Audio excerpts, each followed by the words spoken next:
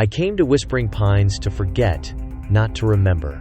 That's the cruel irony of it all. After 20 years of capturing humanity at its worst, wars, famines, riots, it was a schoolyard shooting in Brooklyn that finally broke me. I couldn't stop shaking for weeks. The doctor called it a nervous breakdown. My editor at the Times called it taking some personal time. I called it surrender. The cabin belonged to my uncle before he passed.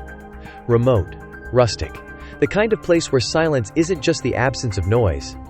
It's a presence all its own, the perfect retreat for a man whose mind had become a darkroom filled with negatives he couldn't bear to develop.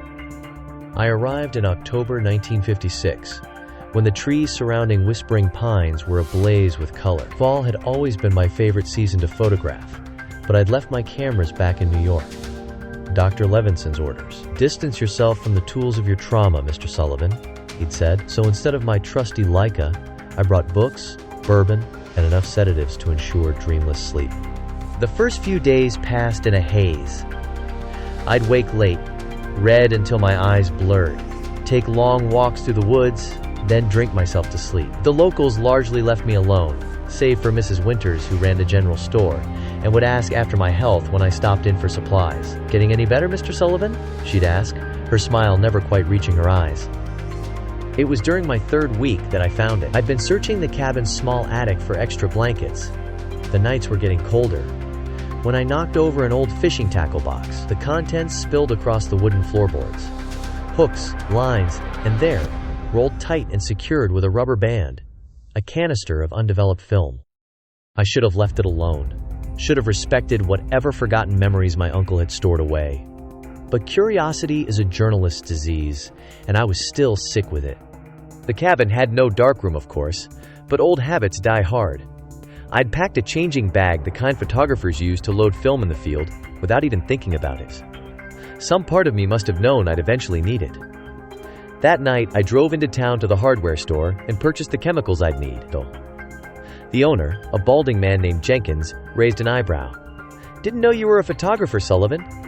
"Just a hobby," I replied, the lie coming easily. I turned the bathroom into a makeshift darkroom that night, hanging towels over the small window and working by the dim red glow of a flashlight covered with cellophane. The process was soothing, familiar. For the first time since arriving, my hands didn't shake as I mixed the developer and fixer. The negatives emerged slowly, like ghosts materializing in the chemical bath. 6 exposures in total. The first 2 were mundane landscapes of the lake, nothing remarkable. The third showed the town square, empty save for a single car I didn't recognize, something from the late 40s. The fourth negative stole my breath. A woman, mid-30s perhaps, lying face down beside the lake. The composition was poor, slightly tilted, as if taken in haste. A dark stain pooled beneath her head, spreading into the water's edge. The fifth, closer now, the woman's face visible, eyes open and empty. No mistake about what I was seeing. The sixth, a man standing over her, his back to the camera, something clutched in his right hand. The image was blurry, as if my uncle's hands had been shaking when he took it. I hung the negatives to dry, my mind racing. Had my uncle witnessed a murder? Documented it? Why hadn't he gone to the police? And why keep the film undeveloped all these years? Sleep wouldn't come that night. I paced the cabin floor until dawn, then made contact prints of the negatives as soon as the morning light was strong enough. Seeing them positive rather than negative only confirmed what I'd seen. This was a murder, clear as day. After breakfast, I drove into town, the prints carefully tucked into my jacket pocket. The sheriff's office was a small brick building just off Main Street. Inside, a young deputy sat at the front desk, engrossed in a paperback western. "I need to speak with the sheriff," I said. "It's important." The deputy, his nameplate read Williams, looked up with thinly veiled annoyance. "Sheriff Tanner's making his rounds. Won't be back till noon. Something I can help you with?" I hesitated, then decided against showing the prints to anyone but the sheriff. "I'll come back." I killed time at the diner across the street, nursing a cup of coffee that grew cold as I watched the clock. Shortly after noon, a police cruiser pulled up to the station. The man who stepped out was tall, broad-shouldered, with silver at his temples that matched the badge on his chest. Sheriff Tanner. This time, the deputy didn't stop me as I walked straight to the sheriff's office. Tanner looked up from his desk, assessing me with pale blue eyes that seemed to catalog every detail. You must be Sullivan, staying out at the old Parker place. I nodded, surprised he knew who I was. I found something I think you should see. I placed the prints on his desk. Tanner examined them one by one, his expression unchanging. When he finished, he looked up at me, brow furrowed not in concern but confusion. What exactly am I looking at here? A murder, I said. By the lake. I found the undeveloped film in my uncle's cabin. The sheriff picked up the most damning print, the close-up of the woman's face, and studied it again. This isn't a murder, Mr. Sullivan. There hasn't been a murder in Whispering Pines for over 30 years. Then what do you call that? I tapped the photograph. Looks to me like someone's art project. Or maybe shots from a local play. The drama club puts on murder mysteries every few years. He smiled, sliding the prints back toward me. Your uncle was probably involved. He used to help with set design, if I recall correctly. The dismissal was so complete, so confident, that for a moment I doubted myself. Had I misinterpreted what I'd seen? The shots didn't look staged, but my mind hadn't been reliable lately. I'm certain these are real, I insisted. The woman in the photo. Do you recognize her? Tanner sighed, the kind of sigh adults reserve for troublesome children. Mr. Sullivan, I understand you've been through a difficult time. Your editor called ahead, mentioned you needed rest. Why don't you take these, he gestured at the prints, and put them away. Focus on getting better. My editor had called? I hadn't told anyone where I was going except Dr. Levinson. Something cold settled in my stomach. Thank you for your time, I said stiffly, gathering the prints. Back in my car, anger replaced confusion. I knew what I'd seen, and if the sheriff wouldn't look into it, I would. 20 years as an investigative photojournalist had taught me how to dig for truth, even when others tried to bury it. I spent the afternoon at the town library, searching through back issues of the local paper. If there had been a murder, there would be a record of it, the librarian. A severe woman named Miss Phelps watched me with narrowed eyes as I requested archives from 1945 through 1955. Hours of searching yielded nothing. No reports of missing women, no mysterious deaths, no bodies found by the lake. I was about to give up when I noticed a small article from September 1953, tucked away on page 6. Local woman leaves town unexpectedly. The piece mentioned a Margaret Holloway, a widow who had departed Whispering Pines without farewells, leaving neighbors surprised by her sudden absence. There was no photograph, but the description, dark-haired, slender, in her mid-30s, matched the woman in the negatives. Further down, the article noted that Sheriff Tanner had assured concerned citizens that Mrs. Holloway had left a note indicating she was moving to Chicago to live with relatives. I copied down the details, then asked Miss Phelps if she remembered Margaret Holloway. Of course, she replied, her voice dropping to a whisper despite the empty library. Lovely woman. Taught piano to half the children in town, including mine. We were all shocked when she left so suddenly. Did she have family in Chicago? Miss Phelps frowned. Not that I recall.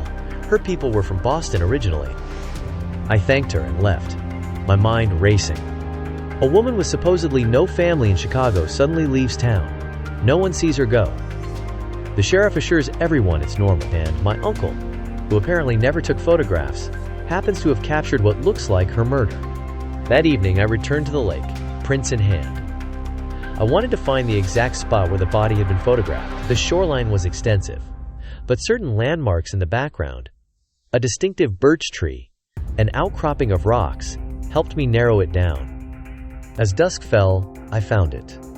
The same view as in the photographs, though the seasons had changed. I stood there, trying to imagine what had happened. Had my uncle been a witness, an accomplice? Or had he stumbled upon the scene after the fact? Beautiful spot, isn't it? I nearly jumped out of my skin.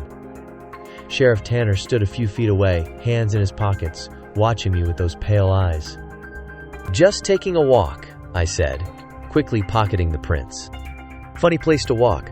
Most folks stick to the trails. He gestured toward the forest path I'd ignored. This part of the shoreline gets pretty muddy, easy to lose your footing. The threat wasn't subtle. I'll be careful, I replied. Tanner nodded. See that you are. Wouldn't want another accident out here. He left me standing there, the word another echoing in my head. I didn't sleep that night either. Instead, I pinned the prints to the cabin wall and stared at them, willing them to reveal their secrets. The sixth photograph, the blurry one of the man, kept drawing my attention. There was something familiar about his stance, the set of his shoulders. The next morning, I drove to the neighboring town of Millfield, 30 miles away. If I couldn't get answers in Whispering Pines, perhaps I could find them elsewhere. The Millfield Gazette was a larger paper than the Pines Chronicle, covering news for the entire county. The editor, a gruff man named Howard, was reluctant to help until I mentioned I worked for the New York Times. Professional courtesy opened doors he might have otherwise kept closed. Margaret Holloway, he mused, flipping through an index of names. Doesn't ring a bell, but let me check. He disappeared into the archives and returned 20 minutes later with several clippings. Nothing on your Margaret, but I did find something interesting. There was a Jane Doe found in Watson County in the fall of '53. Body was too decomposed for easy identification. I examined the article. The body had been discovered by hikers in a wooded area about 50 miles from Whispering Pines, 2 weeks after Margaret's supposed departure. The cause of death was listed as blunt force trauma to the head. Was anyone ever identified? I asked. Howard shook his head. Not according to our follow-ups. Case went cold pretty quick. I returned to the cabin with a growing sense of dread. The timeline fit. The cause of death matched what the photograph suggested, but I still had no proof that Jane Doe was Margaret Holloway. That afternoon, I broke my promise to Dr. Levinson and called my contact at the Times, a researcher named Doris, who could find information on anyone if given enough time. I asked her to look into Margaret Holloway, any relatives in Chicago, and the unsolved Jane Doe case from Watson County. Are you working on a story? She asked. Your editor said you were taking time off. Just personal interest, I assured her. Call it occupational habit. While waiting for Doris to call back, I decided to visit Mrs. Winters at the general store. If anyone knew the town gossip, it would be her. The bell above the door jingled as I entered. Mrs. Winters was stocking shelves, her back to me. Be with you in a minute, she called. No rush, I replied, browsing the small selection of canned goods. When she turned, I asked casually, Did you know Margaret Holloway? Mrs. Winters froze for just a moment, then continued her work. Everyone knew Margaret. Small town. I heard she left suddenly. For Chicago. That's right. Her voice was tight. Shame, really. She was well liked. Did she ever mention family there? In Chicago? Mrs. Winters abandoned any pretense of stalking. Why are you asking about Margaret? I decided on honesty. I found some photographs that seemed to show something happening to her. By the lake. The color drained from her face. You shouldn't be digging into old business, Mr. Sullivan. Some things are better left alone. Was she murdered, Mrs. Winters? She glanced toward the door, then lowered her voice. I don't know anything about that, but I do know Sheriff Tanner was sweet on Margaret for years. Even after his wife died, Margaret kept her distance. Said he had a temper. She paused. The night before she supposedly left, I heard them arguing outside the Bluebird Cafe. She was telling him to leave her alone. My blood ran cold. The man in the sixth photograph. Could it have been Tanner? Thank you, I said, heading for the door. Mr. Sullivan? Mrs. Winters called after me. Be careful. The sheriff has friends everywhere. Back at the cabin, I examined the final print again. The man's build matched Tanner's, though I couldn't be certain. I was so focused on the photograph that I almost missed the sound of a car pulling up outside. Through the window, I saw Sheriff Tanner and Deputy Williams approaching the cabin. I quickly gathered the prints and negatives, shoving them into a book on the shelf, and then I opened the door before they could knock. Sheriff, I said, feigning surprise. What brings you out here? Just checking in, Tanner replied, his smile not reaching those pale eyes. Mind if we come in? I stepped aside, watching as they entered. Tanner moved through the cabin like he owned it, examining the books on the shelf, the dishes in the sink. Nice place, he commented. Your uncle kept it up well. I never knew him that well, I said. He died when I was young. Tanner nodded. Parker was a quiet man, kept to himself mostly. Kinda like you. He turned to face me. Mrs. Winters says you've been asking questions about Margaret Holloway. So much for the grocery owner's discretion. Just making conversation. Margaret left town years ago, Mr. Sullivan. She's not coming back, and she's certainly not news. Does that bother you? I asked, unable to help myself. That she left? Something dangerous flashed in Tanner's eyes. What bothers me is outsiders coming into my town and stirring up the past. He moved closer. I looked you up, Sullivan. Big shot photographer. Nervous breakdown after that school shooting. They say you've been seeing things that aren't there. My mouth went dry. Who says that? Your doctor. Very concerned about your mental state. Tanner smiled again. Hallucinations, paranoia, believing you've uncovered crimes that don't exist. Dr. Levinson would never discuss my case. Which meant Tanner was bluffing, or someone was impersonating my doctor. I think I'd like you to leave now, I said. Tanner looked like he might refuse, then shrugged. Sure thing. Just remember what I said about being careful. These old cabins, all kinds of accidents can happen. After they left, I sat shaking on the edge of the bed. Tanner knew I was onto something. He was trying to intimidate me, make me doubt myself. I needed to get the negatives and prints somewhere safe. The phone rang, startling me.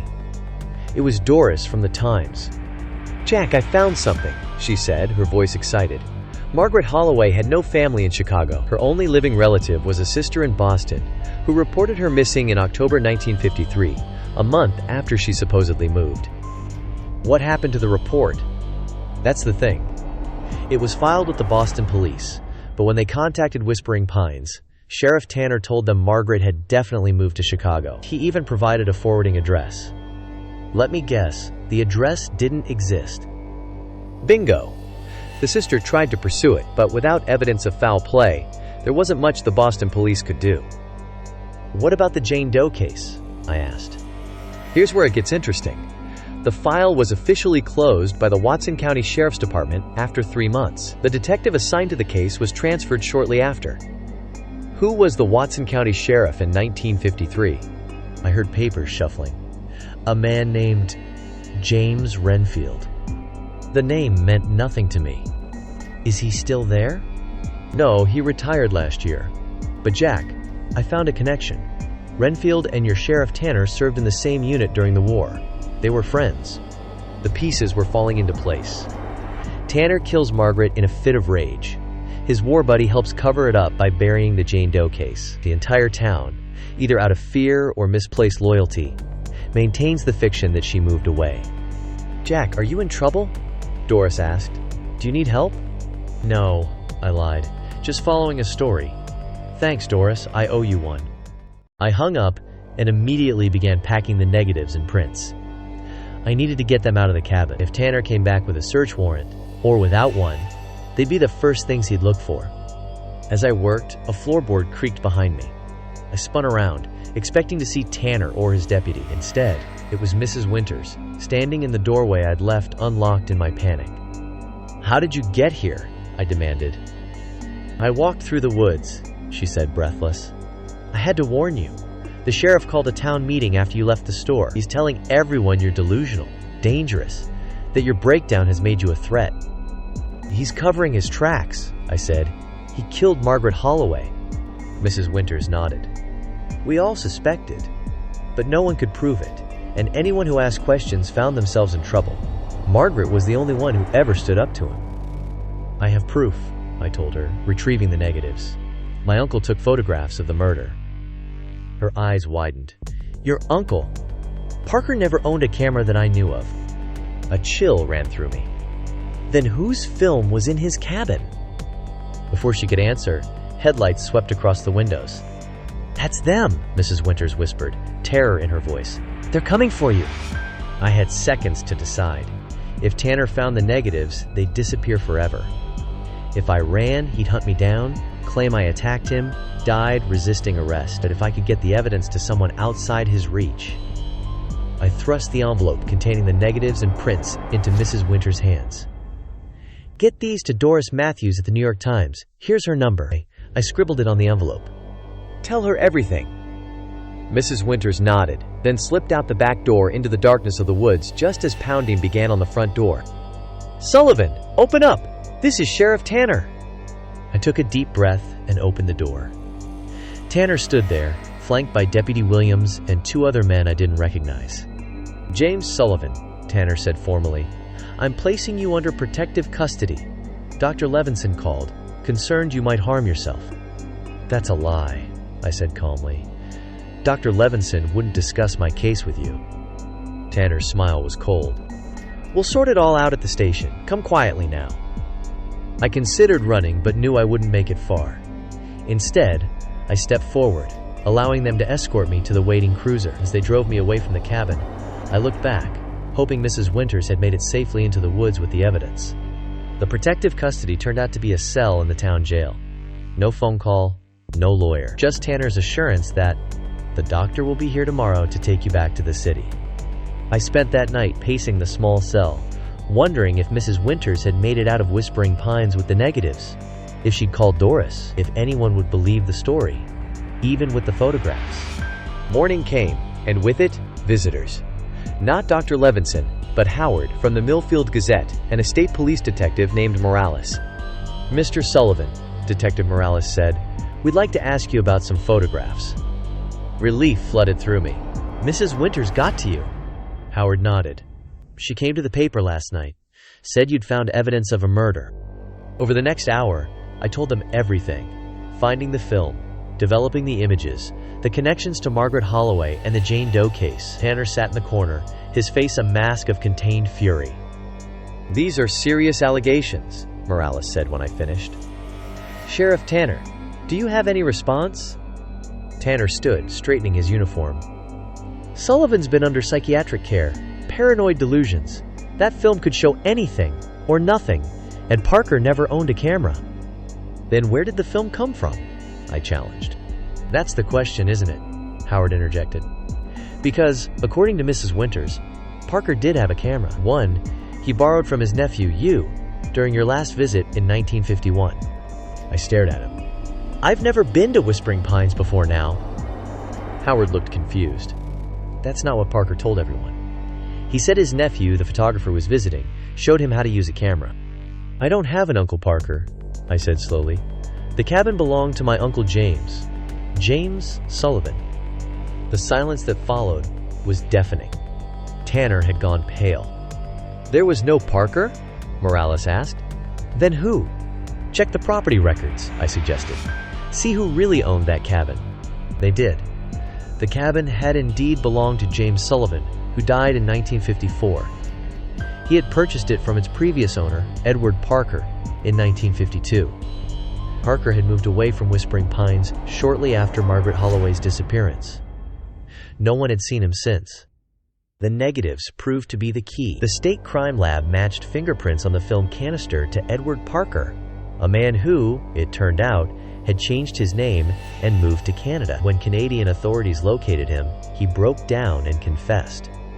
He had witnessed Sheriff Tanner murder Margaret Holloway by the lake after she rejected him one final time. Parker had photographed the crime, intending to report it, but lost his nerve when he realized how much power Tanner wielded in the county. Instead, he sold his cabin to my Uncle James and fled, leaving behind the undeveloped film as either an oversight or perhaps a subconscious plea for someone else to finish what he couldn't. The Jane Doe from Watson County was eventually identified as Margaret Holloway through dental records. Sheriff Tanner and his friend former Sheriff Renfield were both charged with murder and obstruction of justice. I never returned to the cabin after that. I went back to New York, back to my cameras and my job at the Times. The breakdown that had sent me to Whispering Pines faded against the larger purpose I'd found in bringing justice to Margaret Holloway. Sometimes I think about the strange coincidence that led me there, that of all the places I could have gone to recover, I chose the very cabin where evidence of a murder had been hidden for years. Was it coincidence? Or was it something else?